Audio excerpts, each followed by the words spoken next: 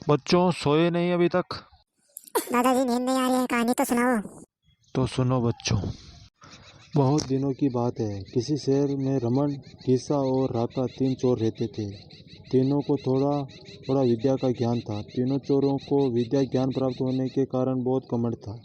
विद्या द्वारा तीनों चोर शहर में बड़े बड़े लोहे की तिजोरियों को तोड़ देते थे और बैंकों को लूट लिया करते थे। इस तरह तीनों चोरों ने शहर में लोगों की नाक में दम करके रखा था। एक बार तीनों चोरों ने एक बड़े बैंक में डकैती करके सारा माल उड़ा लिया।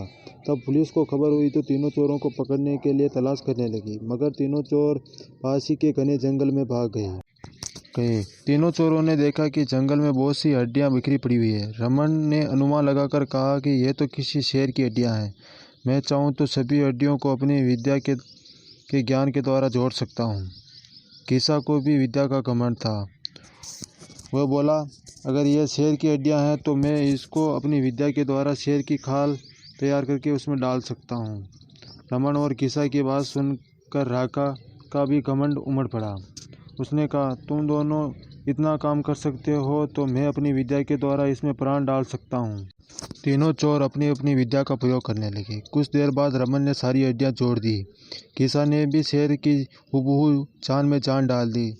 थोड़ी देर बाद तीनों चोरों के सामने एक जीवित और भयानक शेर को देखकर थर थर काँपने लगे।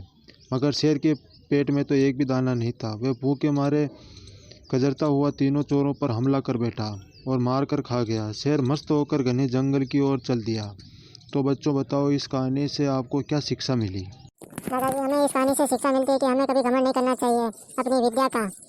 और घमंडी हमेशा दुख का सामना करना पड़ता है। यदि तीनों चोरों ने अपनी विद्या का घमंड न करते हुए उन्हें जान से हाथ न धोना पड़ता है। हमें अपनी विद्या का प्रयोग सोच समझ कर ही करना चाहिए। शाबाश बच्चों।